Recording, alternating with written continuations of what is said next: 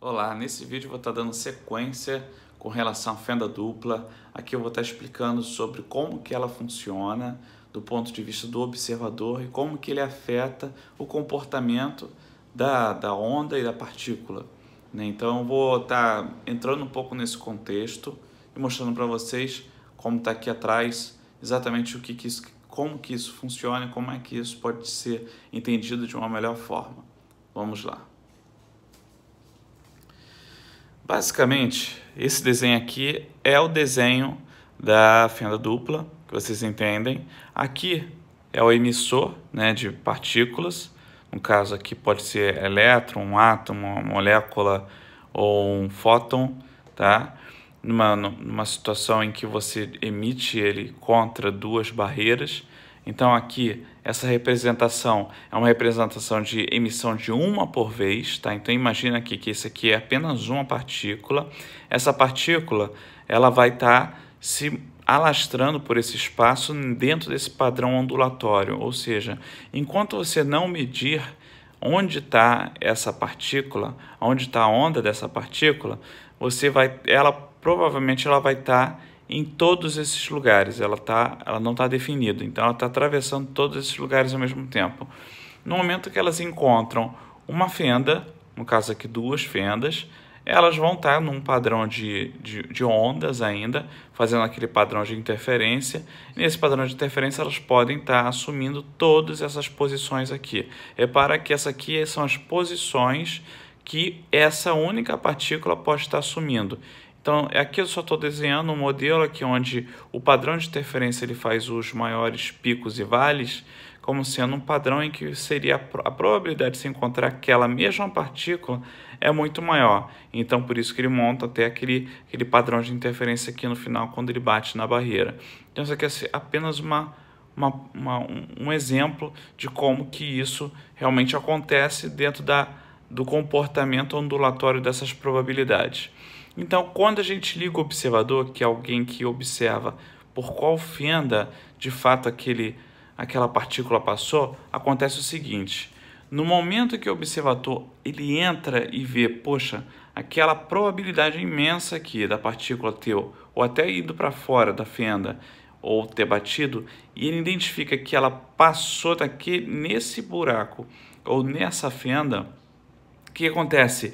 Nesse momento acontece uma coisa chamada o efeito Zenão. Exatamente nesse momento em que você detecta que a partícula chegou naquele ponto, o efeito Zenão acontece. O que isso acontece? O que isso faz? Ele literalmente colapsa, vamos assim dizer, todas as probabilidades de que o átomo ou a partícula estariam em todas as outras posições, e a partir desse momento ele sabe que ele está nessa posição. O que acontece?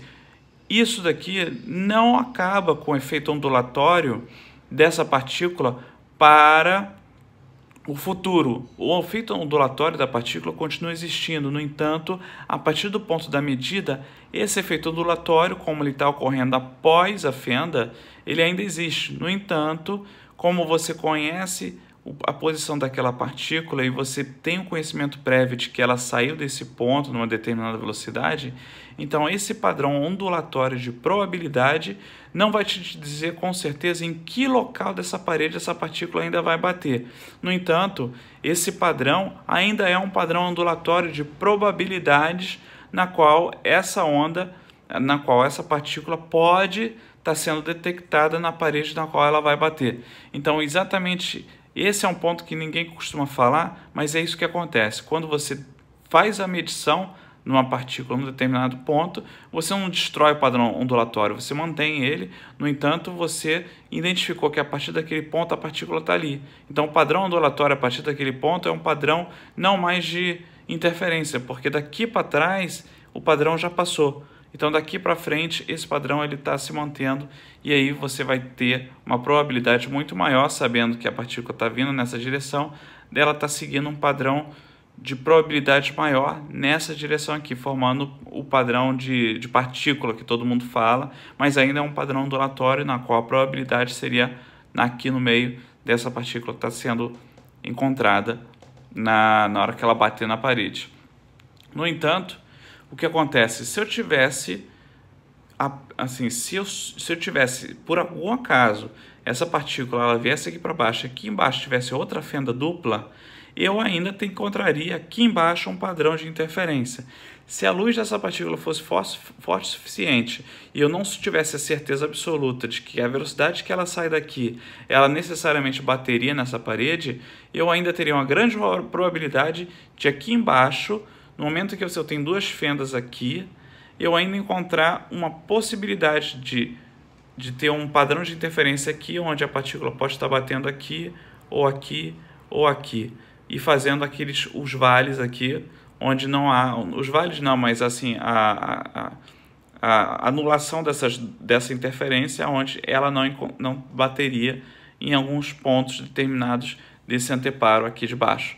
Então, explicando de uma forma bem simples, é isso que acontece no padrão quando o observador ele entra, ou seja, ele causa o efeito Zenão daquela partícula naquele ponto de observação e a partir daquele ponto você observa uma probabilidade que tende a fazer duas faixas se você detectar ela no momento aqui e outra hora no outro momento aqui. É lógico que aí seria outra partícula. Então, na soma de todas as batidas que ela der, ou aqui, se você detectar aqui, vai formar aquele padrão de duas ondas de impacto aqui nessa parede, ok? Então, para não se estender muito, é isso que eu quero dizer explicando um pouco mais na fenda dupla o que acontece com esse padrão de probabilidades da partícula, entre aspas, está ocorrendo. No entanto, isso aqui deixa um pouco mais claro que essa pergunta que muitos podem estar fazendo, se eu vou estar virando aqui, afinal, é onda ou partícula? Essa pergunta eu vou deixar para um próximo vídeo, que eu acho interessante, mas com essa conclusão do efeito Zenão, você entende que em momento algum deixa de ser onda de probabilidade. A todo momento ainda é onda de probabilidade, mesmo que você detecte. E aí eu deixo para você indagar-se um pouco mais sobre como que esse comportamento pode estar se fazendo aí da sua cabeça. Enfim, isso aí realmente é uma quebra grande de paradigmas que de fato mostra aí que é tudo definitivamente onda. O mundo é onda e a nossa percepção individual, até a informação de partícula que chega até nós, vem via através de onda até a nossa visão e a gente tem essa impressão de que são partículas, mas no fundo são tudo onda que está acontecendo, ondas de probabilidades e possibilidades. Então é isso, aqui encerra esse vídeo. Se gostou, dê um like aí nesse vídeo, se inscreva no canal e deixe um comentário caso tenha alguma dúvida, caso não tenha sido claro em algum outro ponto dentro dessa explicação aqui. Grande abraço.